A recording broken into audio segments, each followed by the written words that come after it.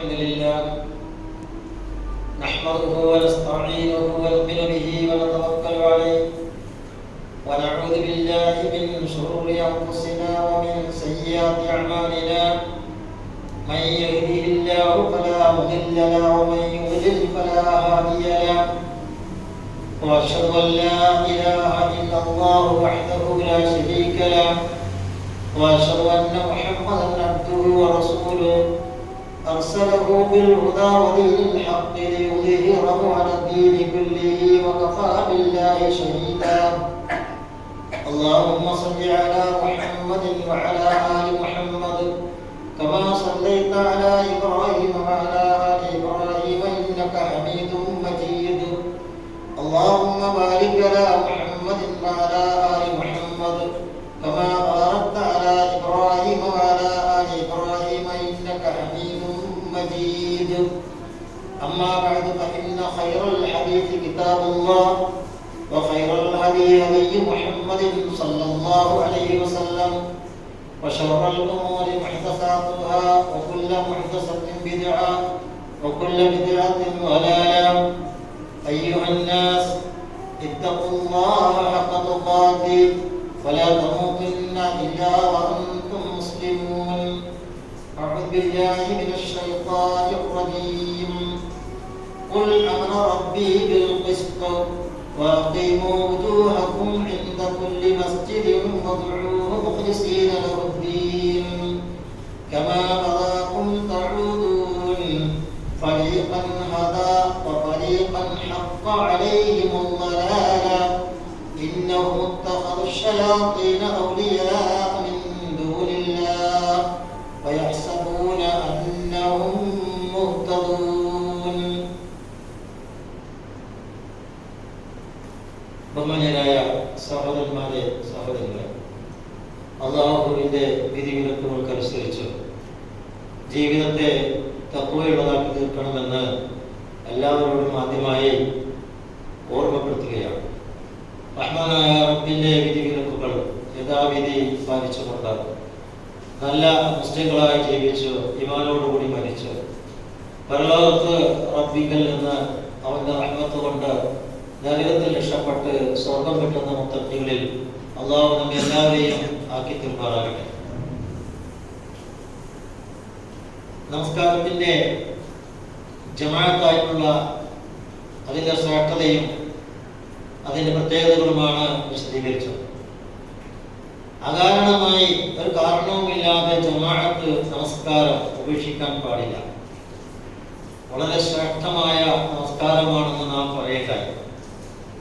Ibn Abbas പറയാ, റസൂൽ സ്വല്ലല്ലാഹു അലൈഹി വസല്ലം പറഞ്ഞു, മൻ സമിഅൽ മുനാദി, ബാങ്കൊരാൾ കേട്ടു, ഫലം യംനഉഹു മിൻ ഇത്തിബാഅഹു, അതിനെ പിന്തുടരുന്നതിന് അവന് യാതൊരു തടസ്സവും ഇല്ല. ബാങ്ക് കേട്ടതനുസരിച്ച് പള്ളിയിൽ പോയി നമസ്കരിക്കുന്നതിന് പ്രത്യേകിച്ച് തടസ്സങ്ങളൊന്നുമില്ല. അങ്ങനെ ഇല്ലാതെ ഉണ്ടായാലൊഴികെ, എന്തെങ്കിലും കാരണം ഉണ്ടായാലൊഴികെ കാലു. അപ്പോൾ സഹാബിമാർ ചോദിച്ചു, അവൾ എഴുതൂ, എന്താണ് റസൂലേ ആ എഴുതൂ, ആ വഴിവഴി എന്താണ്, വിട്ടുവീഴ്ച എന്താണ്? അപ്പോൾ കൃഷ്ണാസ്ത്രം പറഞ്ഞു, ഹൗഫുൻ ഔ മറന്നു, പേടി ഉണ്ടായി. പള്ളിയിലേക്ക് പോയാൽ എന്തെങ്കിലും ആപത്തുകൾ സംഭവിക്കും, അല്ലെങ്കിൽ രോഗമുണ്ടായി. ലം തഖൽ മിൻഹു അസ്സലാത്ത അല്ലതി സല്ല, എങ്കിൽ അവന്റെ ഒരു തടസ്സമില്ല, രോഗമില്ല, അതേപോലെ തന്നെ അവന് ഭയമില്ല, ആരെങ്കിലും പിടിച്ച് കൊണ്ടുപോകുമെന്നോ അടിക്കുമെന്നോ അല്ലെങ്കിൽ അതേപോലെയുള്ള പ്രശ്നങ്ങളോ ഒന്നും ഉണ്ടാവുകയില്ല. അതൊന്നുമില്ലാത്ത അവസ്ഥ. എന്നിട്ടും അവൻ പള്ളിയിൽ പോയിട്ടില്ലെങ്കിൽ, ജമാഅത്തിൽ പോയിട്ടില്ലെങ്കിൽ ലം തുഖ്ബല മിൻ സ്വലാത്തി അല്ലതി സല്ല, അവൻ അതുവരെ നമസ്കരിച്ച നമസ്കാരങ്ങൾ സ്വീകാര്യോഗ്യമല്ലാതായി തീരും.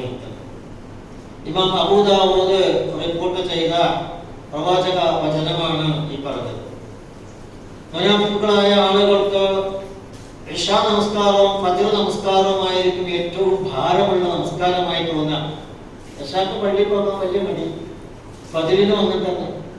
എന്തെങ്കിലുമൊക്കെ നിസ്സാരമായ കാരണങ്ങൾ ഒരിക്കൽ ഉണ്ടാക്കിയിട്ട് പോകാതിരിക്കും. അതാണ് മുനാഫിക്കുകളുടെ ലക്ഷണം. എന്നിട്ട് നബി പറഞ്ഞു, അതിന്റെ പ്രതിഫലം അറിയുകയാണെങ്കിൽ, ആ ഇശാഇന്റെയും ഫജ്റിന്റെയും പ്രതിഫലം കൃത്യമായി അറിയുകയാണെങ്കിൽ, കഴിഞ്ഞ പറഞ്ഞ ഇഴഞ്ഞാണെങ്കിലും കാൽമുട്ടിൽ ഇഴഞ്ഞെങ്കിലും പള്ളിയിൽ പോകും. ഇതൊക്കെ നബി പറഞ്ഞ ശേഷം പറയാം. മറ്റൊരു ഹദീസ്, ഇമാം മുസ്ലിം റിപ്പോർട്ട് ചെയ്ത ഒരു ഹദീസ് പറയാം, ലഖദ് അമംതു അൻ ആമറ സ്വലാ ഫതുഖാ, ചിലപ്പോൾ എനിക്ക് തോന്നിപ്പോകാറുണ്ട് നമസ്കരിക്കാൻ വേണ്ടിയിട്ട് ഇഖാമത്ത് കൊടുക്കാൻ പറയും. തുമ്മ ആമറ റജുലൻ, പിന്നെ ഒരാളോട് പറയും ഫയുസല്ലി ബിന്നാസി, ജനങ്ങൾക്ക് ഇമാമായി നിൽക്കും. അപ്പോൾ ഒരാളെ ഇമാമാക്കി ഒരാളോട് ഇഖാമത്ത് കൊടുക്കാൻ വേണ്ടി പറഞ്ഞു. അങ്ങനെ നിസ്കാരം ആരംഭിച്ചു.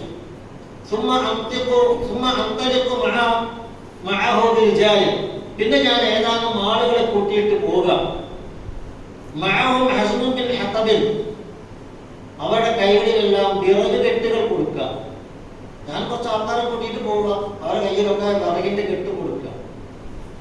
എന്നിട്ട് എവിടേക്ക് പോവുക? ഇലാ ഖൗമിൻ ലാ യശ്ഹദൂന സ്വലാ, ഈ ബാങ്ക് കേട്ടിട്ട് നമസ്കാരത്തിന്റെ സമയം അറിഞ്ഞിട്ടും പള്ളിയിൽ വരാത്തവർ വീടുകളിൽ ഇരിക്കുന്നുണ്ടെങ്കിൽ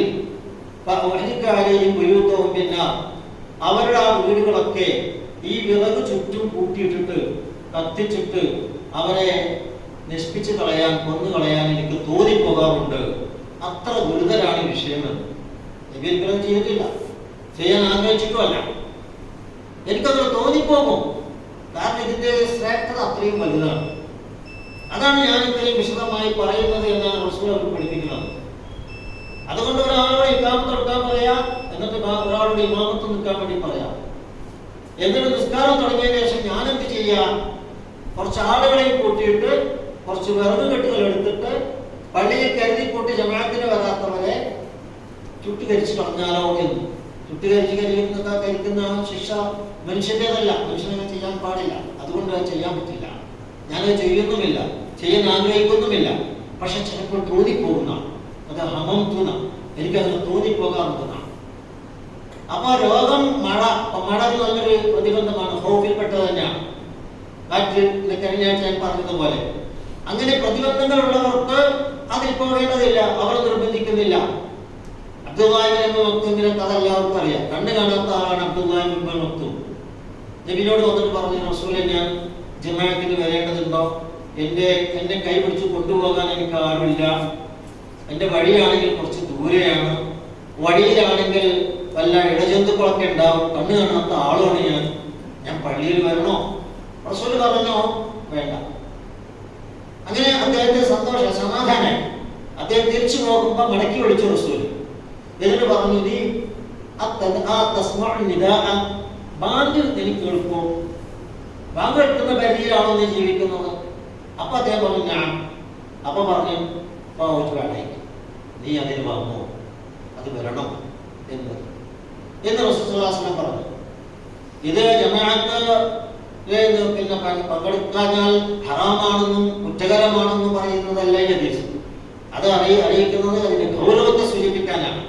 അപ്പൊ കണ്ണ് കാണാത്ത അബ്ദുല്ലാഹി ഇബ്നു മക്തൂമിന് പോലും ഈ കാരണങ്ങൾ, വഴിയിൽ ഇഴജന്തുക്കളുണ്ട്, ദൂരെയാണ്, ആളില്ല കൊണ്ടുവരാൻ, ശമ്പളം കൊടുത്തിട്ട് ആളെ നിർത്തി കൊണ്ടുവരാൻ ആളില്ല, അങ്ങനെയൊക്കെയുള്ള ആളായിട്ട് പോലും പ്രവാചകൻ അദ്ദേഹത്തിന് വിട്ടുവീഴ്ച കാണുന്നില്ല. കാരണം 2-3 തവണ കണ്ണ് കാണാത്തവരായാലും പോയി വന്നിട്ട് ഇറങ്ങും.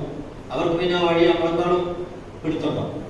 അതുകൊണ്ട് നബി എന്ത് ചെയ്തില്ല? അത് നിരോധിച്ചില്ല, തടഞ്ഞില്ല. വരണം എന്നാ പറഞ്ഞു, പള്ളിയിൽ വരണമെന്നാണ്. എന്നാൽ ഉത്ബാൻ ബിൻ മാലിക് റളിയല്ലാഹു അൻഹു എന്ന് പറയുന്ന മറ്റൊരു അന്ധനായ, കണ്ണ് കാണാത്ത ഒരു സഹാബി ഉണ്ടായിരുന്നു. ബുഖാരിയിലും മുസ്ലിമിലും റിപ്പോർട്ട് ചെയ്ത ഹദീസിലാണ് അതുള്ളത്. അബ്ദുല്ലാഹി ഇബ്നു മക്തൂമിൻ്റെത് അങ്ങനെ ബുഖാരിയിൽ വരാത്ത ഹദീസാണെങ്കിലും മറ്റു ഹദീസുകളിലെല്ലാം വന്നിട്ടുള്ളത്. എന്നാൽ ബുഖാരിയിലും മുസ്ലിമിലും ഒരുപോലെ ഏകണ്ഠമായി റിപ്പോർട്ട് ചെയ്തത് ഉത്ബാൻ ബിൻ മാലിക് റളിയല്ലാഹു അൻഹു എന്ന് പറയുന്ന അന്ധനായ സഹാബിയുടേതാണ്. അദ്ദേഹത്തോട് റസൂൽ പറഞ്ഞത്, ഇതിന് ശ്രേഷ്ഠത തെളിയിക്കുകയാണ്. നീ പള്ളിയിൽ സുഖമില്ലെങ്കിൽ, രോഗിയാണെങ്കിൽ, പറ്റുമില്ലെങ്കിൽ നീ വരേണ്ടതില്ല എന്ന്. അപ്പോ അതാണ് അതിന്റെ ഹുക്മ്. തടസ്സങ്ങൾ ഉണ്ടെങ്കിൽ മാത്രം വരാതിരിക്കാം. എന്നാലും റസൂൽ പറഞ്ഞത് അവനവന്റെ ഒറ്റക്കായ നിസ്കരിക്കാൻ പാടില്ല. കഴിയുന്നത്ര ഫർദ് നമസ്കാരങ്ങൾ ജമാഅത്തായി തന്നെ നിർവഹിക്കാം. പള്ളിയിൽ വരാൻ പറ്റുന്നില്ലെങ്കിൽ വീട്ടിൽ വെച്ച് കുട്ടികളെയും ഭാര്യനെയും വീട്ടിലുള്ളവരെയും കൂട്ടി ഒന്നിച്ച് നമസ്കരിക്കുക, ജമാഅത്ത് ഒഴിവാക്കാതിരിക്കുക. അങ്ങനെ നമസ്കരിച്ചാൽ ഒരാളായാൽ പോലും, ഒരാളെ ഉള്ളൂ, ഒരു ഇമാമോ ഒരു മഅ്മൂമേ ഉള്ളൂ, രണ്ടുപേരെയുള്ള ആദ്യം, എങ്കിലും അവർക്ക് പൂർണ്ണമായ പ്രതിഫലം കിട്ടുമെന്നാണ്. ആൾക്കൂട്ടത്തിന്റെ ആധിക്യത്താൽ കൂടുതൽ പ്രതിഫലം കിട്ടുമെന്നാണ് ഷാഫിഈ ഇമാം റഹ്മത്തുള്ളാഹി അലൈഹി പറയുന്നത്. ഷാഫിഈ മദ്ഹബിലെ ശറഹുൽ മുഹദ്ദബ് എന്ന് പറയുന്ന ഗ്രന്ഥത്തിൽ, അതുപോലെ ഇബ്നു ഖുദ്ദാമയുടെ അൽ മുഗ്നി എന്ന് പറയുന്ന ഗ്രന്ഥത്തിലൊക്കെ പറയുന്നത് ആൾക്കൂട്ടത്തിന്റെ ആധിക്യം, കുറെ അധികം ആളുകൾ പങ്കെടുക്കുന്ന പള്ളിയാണെങ്കിൽ അവിടെ കൂടുതൽ ശ്രദ്ധതയുള്ള പള്ളിയിൽ പോയി നമസ്കരിക്കൽ എന്നാണ്. എന്നാൽ ഏത് ജമാഅത്തിലും പ്രതിഫലം തുല്യമാണ് എന്നാണ് ഇമാം മാലിക് റളിയല്ലാഹു അൻഹു പറയുന്നത്. അദ്ദേഹം ജവാഹിറുൽ ഇഖ്ലീൽ എന്ന് പറയുന്ന ഗ്രന്ഥത്തിലും അൽ ഉദ്ദ എന്ന് പറയുന്ന ഗ്രന്ഥത്തിലും, അതുപോലെ ശറഹ് ഉദ്ദയുടെ അഹ്കാമുൽ ഉംദത്തുൽ അഹ്കാം എന്ന് പറയുന്ന ഗ്രന്ഥത്തിന്റെ വിശദീകരണത്തിലുമെല്ലാം ഇമാം മാലിക്കിന്റെ മദ്ഹബ് പ്രകാരം ഒരു ഒരാളായാലും രണ്ടാളെ ഉള്ളൂ പിന്നീട്, ഒരാളെ ഉള്ളൂ പിന്നീട്, ഒരാളെ ഇമാമാണ് എങ്കിൽ പോലും ഭാര്യ മാത്രമുള്ള കൂടെ നിസ്കരിക്കാം, അല്ലെങ്കിൽ വീട്ടിൽ വന്ന ആരെങ്കിലും ഉള്ളൂ, അല്ലെങ്കിൽ മക്കൾ ആരെങ്കിലും ഉള്ളൂ. അങ്ങനെ ആളുടെ എണ്ണം അനുസരിച്ചിട്ടല്ല ജമാഅത്തിന്റെ പ്രതിഫലം എന്നാണ്. ഒരാളായാലും ശരി, കൂടെ ഉണ്ടായാൽ ജമാഅത്തായിട്ട് നിർവഹിക്കുക. യാത്രക്കാരാണെങ്കിൽ 2-3 പേരുണ്ടെങ്കിൽ അവർ ജമാഅത്തായിട്ടാണ് നമസ്കരിക്കേണ്ടത്. ഒരാൾ അതിൽ നിന്ന് ഇമാമാകണം. ഒരാൾ 2 പേര് 3 പേരുണ്ടെങ്കിൽ അവർ പിന്നിൽ നിന്ന് ജമാഅത്തായിട്ട് നമസ്കരിക്കണം. നമ്മളൊക്കെ പലപ്പോഴും യാത്ര ചെയ്യുമ്പോൾ ഓരോരുത്തർ പള്ളിയിൽ കയറി അവിടെ ആ മൂലയും മൂലയിലൊക്കെ ഒന്ന് നമസ്കരിക്കും. പ്രത്യേകിച്ച് ഞാനൊക്കെ താമസിക്കുന്ന മറുകുളഞ്ഞി ക്യാമ്പസിലെ പരിസ്ഥിതി നോക്കുമ്പോൾ പലപ്പോഴും വിദ്യാർത്ഥികളൊക്കെ കുറേ കയറി വരും.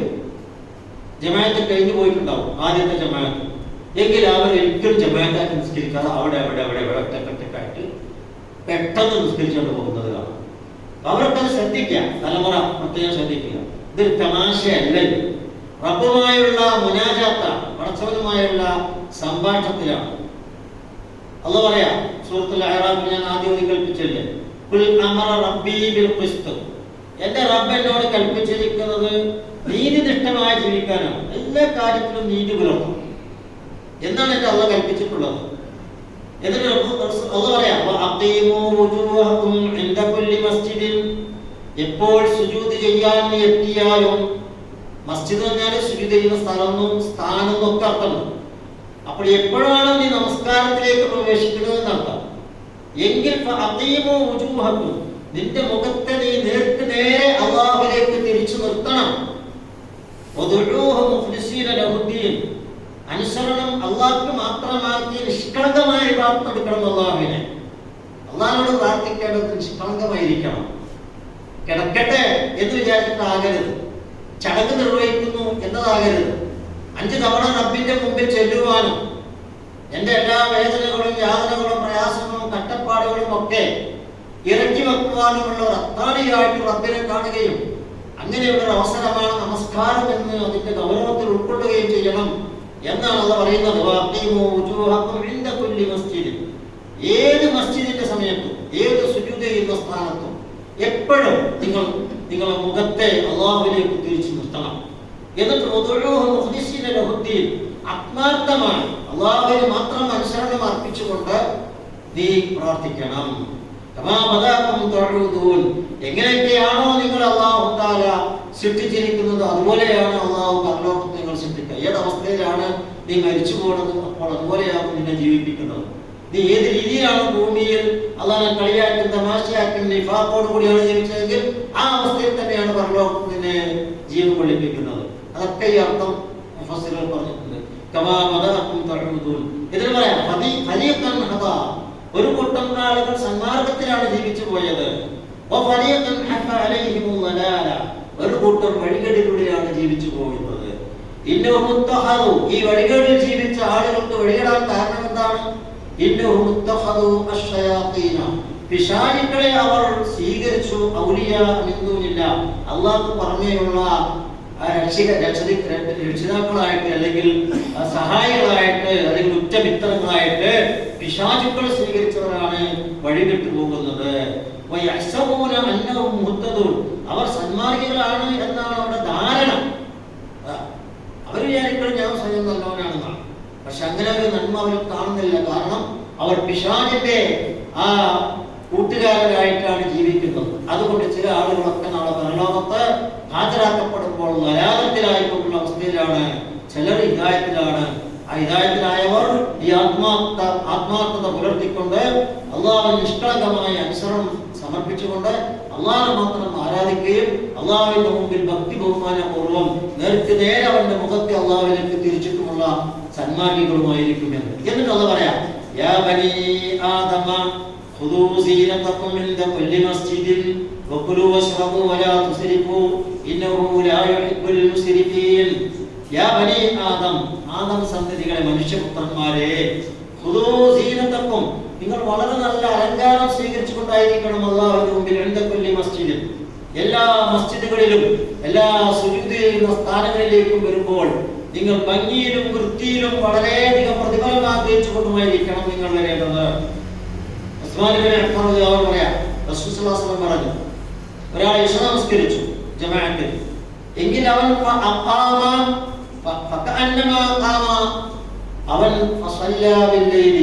അവൻ പകൽ മുഴുവൻ നിന്ന് നമസ്കരിച്ചവനെ പോലെയാണ്. രാത്രി അർദ്ധരാത്രി എഴുന്നേറ്റ് നിസ്കരിച്ചാലെങ്കിൽ ഉണ്ടാവും പ്രതിഫലം, അതുപോലെയാണ്. കൂടി നിസ്കരിച്ചാൽ, ജമാഅത്തായി നിസ്കരിച്ചാൽ രാത്രി മുഴുവൻ നമസ്കരിച്ച പ്രതിഫലം കിട്ടുമെന്നാണ്. ഇശ നമസ്കരിച്ചാൽ, ജമാഅത്തായിട്ട് ഇശ നമസ്കരിച്ചാൽ അവന് അർദ്ധരാത്രി എഴുന്നേറ്റ് നമസ്കരിച്ചവന്റെ പ്രതിഫലം കിട്ടും, രാത്രി നമസ്കരിച്ചവന്റെ പ്രതിഫലം കിട്ടും. സുബഹി കൂടി ജമാഅത്തായിട്ട് നമസ്കരിച്ചാൽ രാത്രി മുഴുവൻ നമസ്കാരത്തിലായി എന്നതുപോലെയാണ് അവനെ പരിഗണിക്കുക എന്ന്. അപ്പൊ അതനുസരിച്ച് പറയാം, നിങ്ങൾ നിങ്ങളുടെ നമസ്കാരത്തിലേക്ക് സുജൂദിലേക്ക് പോകുമ്പോൾ വളരെ അലങ്കൃതമായ ഭംഗിയായ വൃത്തിയായ മനസ്സുമായി, നിഷ്കളങ്കമായ മനസ്സുമായിട്ടാണ് പോകേണ്ടത്. നല്ല വസ്ത്രവും പണിയണമെന്നാണ് ഇതിന് പല പണ്ഡിതന്മാരും വ്യാഖ്യാനം നൽകിയത്.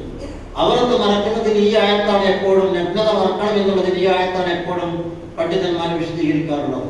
ഏത് സുജൂദിൽ പോകുമ്പോഴും നല്ല വസ്ത്രം പണിഞ്ഞ് നിഷ്കളങ്കമായ ഹൃദയവുമായി ആത്മാർത്ഥമായിട്ട് സുബഹി ആയാലും ഇശാ ആയാലും പ്രത്യേകിച്ച് അവൻ അങ്ങനെ പോകണമെന്നാണ്. ഇമാം തബറാനി പറയുന്ന എല്ലാ പള്ളികളും തുല്യ പ്രതിഫലമാണ്. മസ്ജിദുൽ ഹറാമിൽ നമസ്കരിച്ചാൽ 1,00,000 പ്രതിഫലമുണ്ട്. മസ്ജിദുൽ നബവിയിൽ നമസ്കരിച്ചാൽ 1000 ഇരട്ടി പ്രതിഫലമുണ്ട്. മസ്ജിദുൽ അഖ്സ, ബൈത്തുൽ മുഖദ്ദസിലെ മസ്ജിദുൽ അഖ്സ, ഊരുകളിലേക്ക് തീർത്ഥയാത്ര പാടുള്ളൂല്ലോ.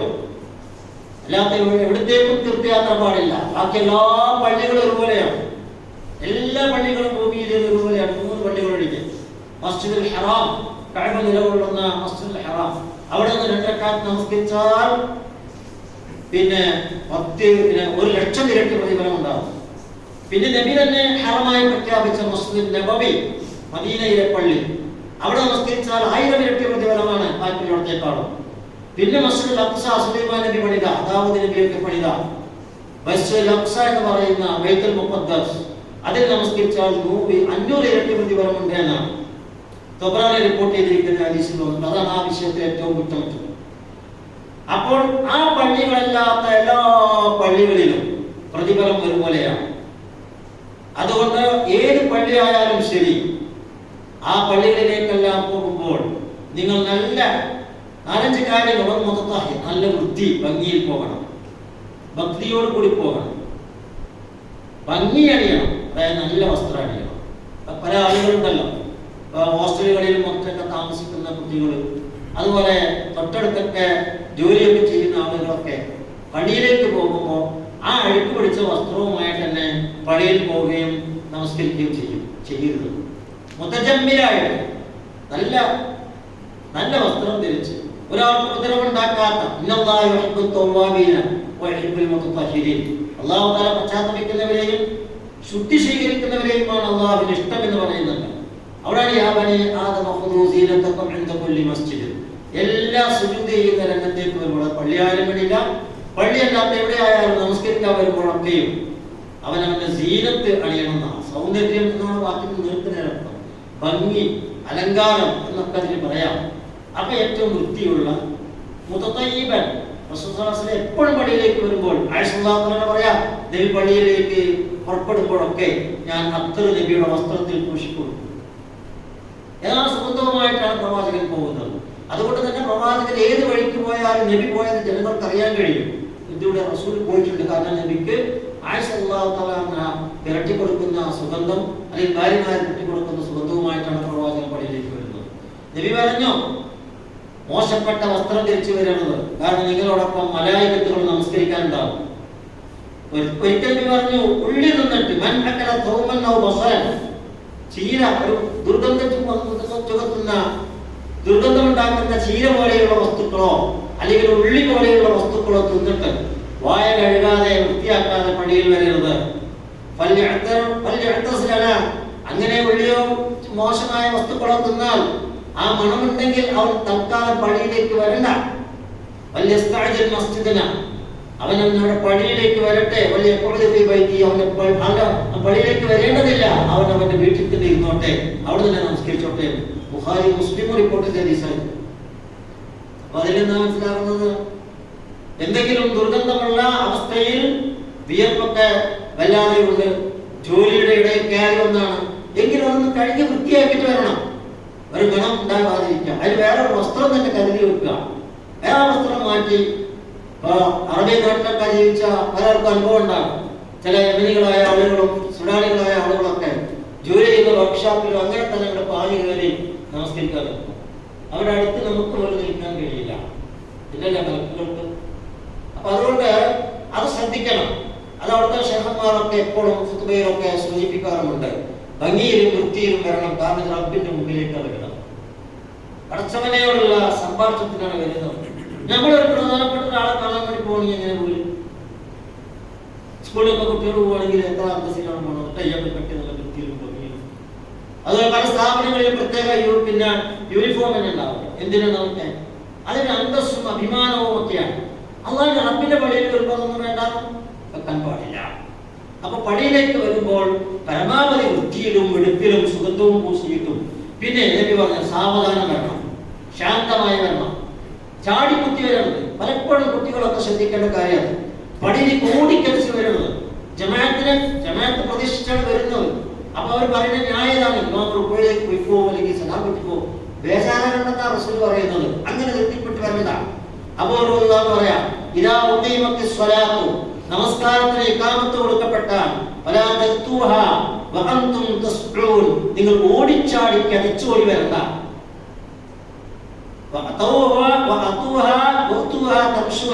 നടന്നെ വന്നാൽ മതി, ശരിക്കും നടന്നു വന്നാൽ മതി പതിയെ.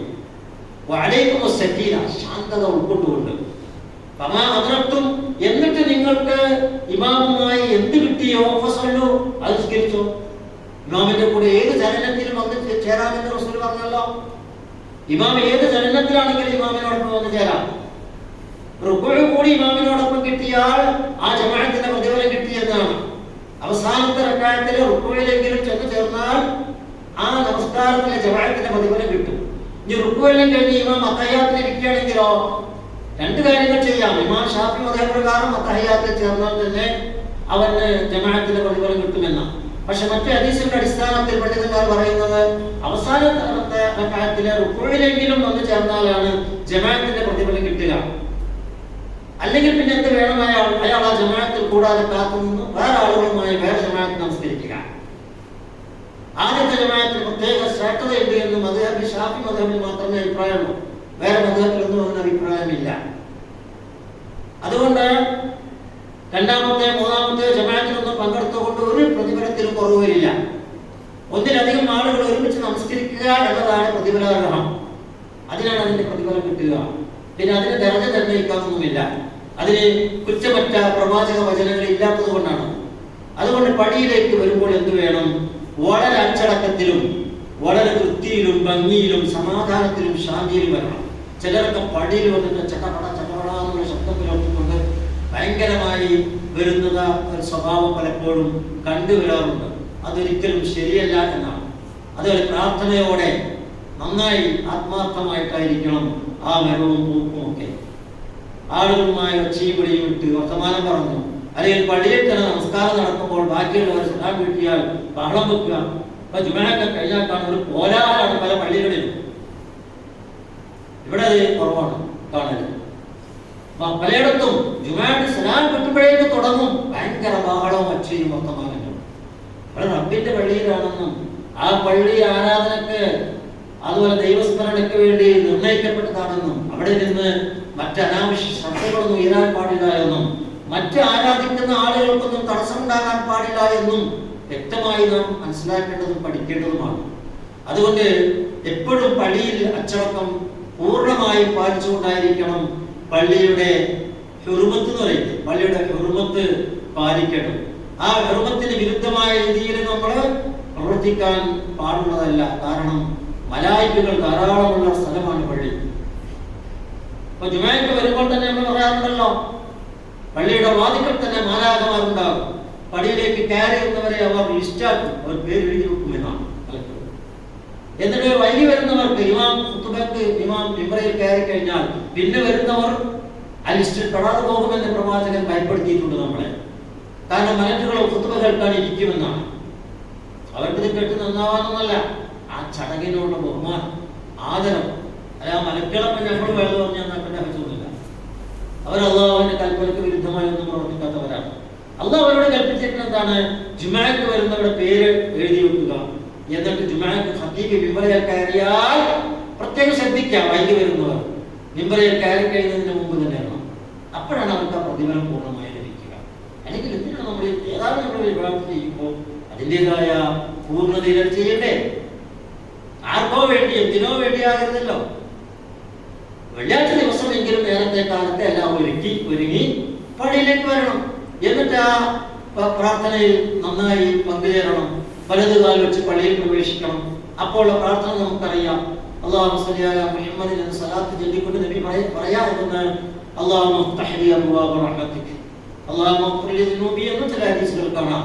പള്ളിയിലേക്ക് കയറി വരുമ്പോൾ വലതുകാൽ എടുത്ത് വെച്ച് കയറുക. അന്ന് ആ സമയത്ത് പ്രാർത്ഥിക്കണം, അല്ലാഹുമ്മ സ്വല്ലി അലാ മുഹമ്മദിൻ വഅലാ ആലി മുഹമ്മദ്. ഏറ്റവും ചുരുങ്ങിയത് ഇതിന്റെ പേരിലെങ്കിലും സലാത്തിൽ റസൂൽ പറഞ്ഞത്, ഇദാ ദഖൽ മസ്ജിദ, ഒരാൾ പള്ളിയിൽ പ്രവേശിക്കുകയാണെങ്കിൽ സ്വല്ലി അലാ മുഹമ്മദിൻ, മുഹമ്മദിന്റെ പേരിൽ സ്വലാത്തിലിട. റസൂലല്ല തനിക്ക് വേണ്ടി സ്വലാത്തിലിട കയറി സല്ലല്ലാഹു അലാ മുഹമ്മദ് നബിയെന്ന് പറഞ്ഞുകൊണ്ടാണ് പള്ളിയിൽ വരാറുള്ളത്. അപ്പൊ സ്വലാത്തിൽ എന്നത് നബിക്ക് വേണ്ടി നമ്മൾ മാത്രം നടത്തുന്ന പ്രാർത്ഥനയല്ല, റസൂലുള്ളാഹിക്ക് വേണ്ടി പോലും പ്രാർത്ഥിച്ചിട്ടുണ്ട്. അതുകൊണ്ട് റസൂൽ പറഞ്ഞത്, ഇദാ ദഖൽ മസ്ജിദ, പള്ളിയിൽ പ്രവേശിക്കുമ്പോൾ സ്വല്ലി അലാ മുഹമ്മദിൻ, മുഹമ്മദിന്റെ പേരിൽ സ്വലാത്ത് ചൊല്ലണം. ثم قال, എന്നിട്ട് ഇങ്ങനെ പറയണം, അല്ലാഹുമ്മ ഇഗ്ഫിർ ലി ദുനൂബി വഫ്തഹ് ലി അബ്വാബ റഹ്മതിക. നമുക്കെല്ലാം അറിയുന്ന പ്രാർത്ഥനയാണല്ലോ. അല്ലാഹുവേ, ഞാനിതാ പള്ളിയിൽ പ്രവേശിക്കുന്നു, എനിക്ക് ഈ പള്ളി പാപമോചനത്തിന്റെ വഴിയായി തുറന്നു തരണം, അതുകൊണ്ട് നിന്റെ റഹ്മത്തെല്ലാം എനിക്ക് തരണം. പള്ളിയിൽ നിന്ന് പുറത്തു പോകുമ്പോൾ വൈദാ ഖറജ സ്വല്ലി അലാ മുഹമ്മദിൻ, പുറത്തു പോകുമ്പോൾ അല്ലാഹു സ്വല്ലി അലാ മുഹമ്മദ് എന്ന് പറയാം. അല്ലാഹുമ്മ ഇഗ്ഫിർ ലി ദുനൂബി വഫ്തഹ് ലി അബ്വാബ ഫദ്ലിക. ഒരു വാക്കിനെ മാറ്റിയിടും, പ്രാർത്ഥന ഒരുപോലെ തന്നെ. അല്ലാഹുമ്മ ഇഗ്ഫിർ ലി ദുനൂബി വഫ്തഹ് ലി അബ്വാബ റഹ്മതിക എന്ന് പ്രവേശിക്കുമ്പോൾ, പുറത്തു പോകുമ്പോൾ ഫദ്ലിക എന്ന വാക്ക് മാറ്റിയിട്ടു. ഇതാണ് ഇമാം അഹ്മദ് ബിൻ ഹംബൽ മറ്റും റിപ്പോർട്ട് ചെയ്ത ഏറ്റവും കുറ്റമറ്റ ഹദീസിൽ ഉള്ളത്. അതുകൊണ്ട് ഈ കാര്യങ്ങൾ ശ്രദ്ധിക്കുക. സർവാധിരാജനായ അല്ലാഹുവിന്റെ മുമ്പിലാണ് നാം ഇത് നിർവഹിക്കുന്നതെന്നും അവന്റെ കൽപ്പനയ്ക്ക് വിധേയമായിട്ടാണ് പ്രവാചകൻ ചെയ്തതുപോലെ ചെയ്യുന്നത് എന്ന ദൃഢമായ വിശ്വാസത്തോടും ധാരണയോടും കൂടിയായിരിക്കണം ഇബാദത്തിൽ പങ്കാളികളാകേണ്ടത്. അതുകൊണ്ട് പള്ളി കഴിയുന്നത്ര ഉപേക്ഷിക്കാതിരിക്കുക, ആ പള്ളിയിലുള്ള ജമാഅത്ത് തന്നെ നിർവഹിക്കുക. സാധ്യമാകുന്നത്ര, സാധിക്കാത്ത നേരത്തെ പറഞ്ഞ കാരണങ്ങളുണ്ടെങ്കിൽ മാത്രം അത് ഒഴിവാക്കാം. അല്ലാതെ അങ്ങനെയാണെങ്കിലും ഒരുമിച്ച് തന്നെ നമസ്കരിക്കാൻ ശ്രമിക്കുക. റഹ്മാനായ അല്ലാഹു സുബ്ഹാനഹു വ തആല സത്യം സത്യമായി മനസ്സിലാക്കി അവനും ഇബാദത്തിൽ പോകാനുള്ള തൗഫീഖ് നൽകി അനുഗ്രഹിക്കുമാറാകട്ടെ.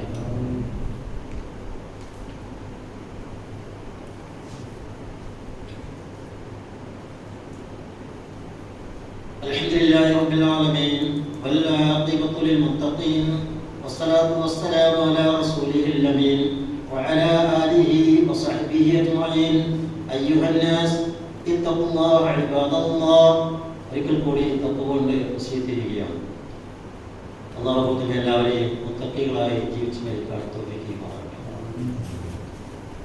പള്ളിയിൽ പ്രവേശിച്ചാൽ ഇഖാമത്ത് കൊടുത്തിട്ടില്ലെങ്കിൽ, നിസ്കരിക്കാൻ നിന്നിട്ടില്ലെങ്കിൽ നമ്മൾ 2 റക്അത്ത് നമസ്കരിച്ചിരിക്കാവും. അത് പള്ളിക്ക് അള്ളാഹുവിനുള്ള ഒരു കാണിക്കയാണ്. തഹിയ്യത്തുൽ മസ്ജിദ് എന്നാണ് പറയുന്നത്. അള്ളാഹുവിന് വേണ്ടി കാണിക്കയായി സമ്മാനമായി അവന് സമർപ്പിക്കാനുള്ള ആ മുൻകുലയുണ്ടല്ലോ. ഒരു നല്ലൊരു ഗസ്റ്റിനെ നമ്മൾ സ്വീകരിക്കണം. എങ്ങനെ വലിയ സദസ്സുകളിലൊക്കെ എന്തെങ്കിലുമൊക്കെ സമ്മാനം കൊടുക്കുക, ഒന്നുമില്ലെങ്കിൽ പൂവെങ്കിലും കൈ കൊടുക്കും. അതിൻ്റെ ആദരവാണ്. അപ്പൊ റബ്ബിനുള്ള ആദരവ് എന്താ?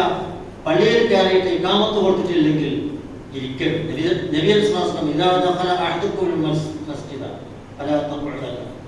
നിങ്ങൾ പള്ളിയിൽ പ്രവേശിച്ചാൽ ഇരിക്കരുത്. രണ്ട് റക്അത്ത് നമസ്കരിച്ചില്ല. മറ്റൊരു ഹദീസിൽ പറഞ്ഞത് പള്ളിയിൽ കയറിയാൽ ഉടനെ രണ്ട് റക്അത്ത് നിസ്കരിക്കുക. ഇരിക്കും മുമ്പ്. അത് ജുമുഅക്കായാലും ശരി, നമ്മളത് വളരെ വിശദമായി തന്നെ പറഞ്ഞിട്ടുണ്ട്. പള്ളിയിൽ എപ്പോൾ കയറിയാലും രണ്ട് റക്അത്ത് നിസ്കരിക്കണം. ഇഖാമത്ത് കൊടുത്ത് നിസ്കരിക്കാൻ നിന്നിട്ടുണ്ടെങ്കിൽ പിന്നെ നമസ്കാരത്തിലേക്ക് തന്നെയാണല്ലോ പ്രവേശിക്കുന്നത്. അതുകൊണ്ട് അന്നേരം പ്രത്യേകം നമസ്കരിക്കുക. ഈ ചില സമയത്ത് പള്ളിയിൽ കയറി രണ്ട് റക്അത്ത് നിസ്കരിക്കുന്ന സമയത്ത് ഇഖാമത്ത് കൊടുത്താൽ അതിന് ഉള്ള മാർഗം ഒരു റക്അത്ത് പൂർത്തിയായി കഴിഞ്ഞിരിക്കണമെങ്കിൽ രണ്ടാമത്തത് കൂടി പൂർത്തീകരിക്കണം. ഒരു റക്അത്ത് പൂർത്തിയായിട്ടില്ലെങ്കിൽ നിസ്കാരം അവിടെ വെച്ച് മുറിക്കണം. എന്നിട്ട് ഇമാമുമായിട്ട് നിസ്കാരത്തിൽ ചേരണം. ആ സുന്നത്ത് നമസ്കാരം അവിടെ വെച്ച് നിർത്താം. എവിടെയാണോ അവിടെ വെച്ച് നിർത്താം.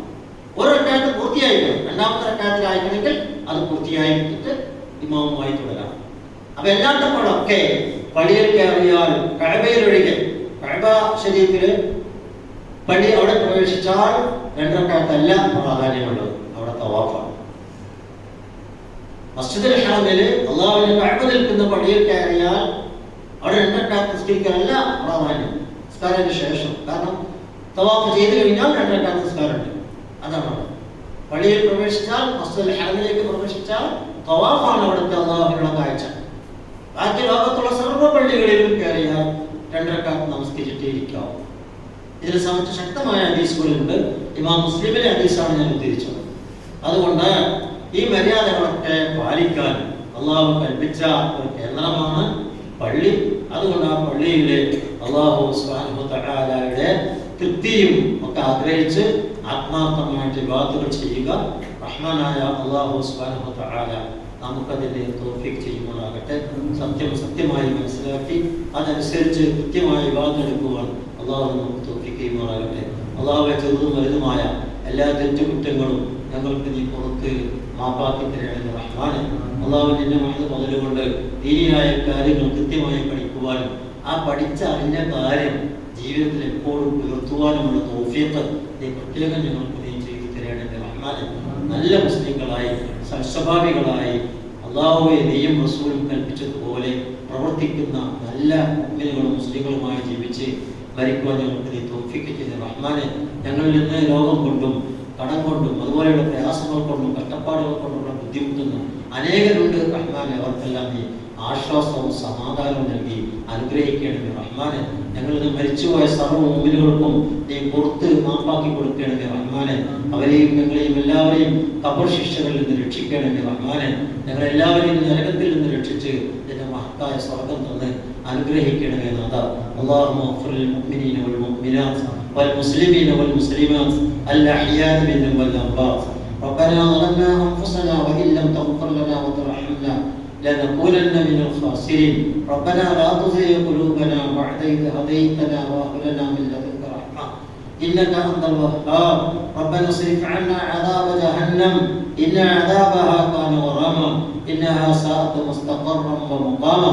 ربنا هب لنا من أزواجنا وذرياتنا قرة أعين واجعلنا للمتقين إماما. ربنا آتنا في الدنيا حسنة وفي الآخرة حسنة وقنا عذاب النار. وصلى الله على خير خلقه محمد وعلى آله وصحبه أجمعين والحمد لله رب العالمين.